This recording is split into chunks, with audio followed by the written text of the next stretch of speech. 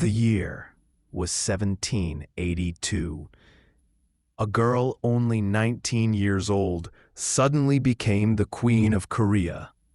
Her name was Queen Jeongsun. She had a cold and merciless face. Her husband, the king, suddenly died. His 10-year-old grandson sat on the dragon throne, but he was still a child. So the real power fell into the hands of Queen Jeongsun. She had now become the regent. It was in these same days that Catholicism secretly entered Korea. Thousands of people gathered at night and prayed. Queen Jeongsun saw this new religion as the greatest danger to her throne. The morning of 23rd of January, 1801. The sun had not yet risen. With a brush and ink, the queen wrote only one sentence: "Kill them all." Soldiers with torches and swords poured into the streets and houses. They broke the doors.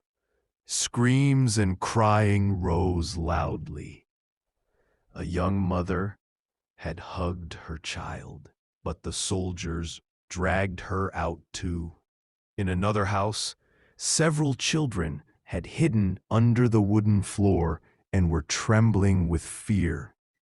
In the palace courtyard, the holy books and crosses were piled up and set on fire. Queen Jeongsun was watching everything from the palace balcony with icy eyes.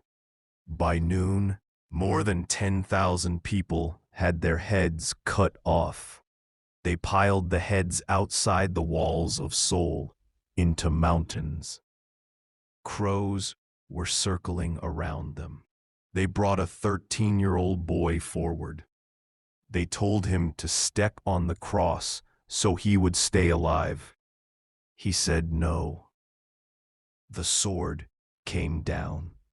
They also brought an 80-year-old grandmother. When they put the sword on her neck, she just smiled. The executioners were tired. Their swords were full of blood. Corpses were floating in the frozen Han River. They were hastily digging mass graves. They brought the report to the queen. 10,000 people have been executed. A tiny smile appeared at the corner of her mouth. Years passed.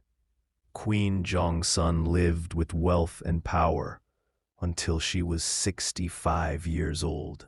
No one ever dared to even look at her the wrong way. One day, she was standing alone in the empty and blood-stained palace. The crown on her head seemed very heavy. This was the bloodiest morning in Korean history. And all of it was the order of a 19-year-old girl who never even held a sword.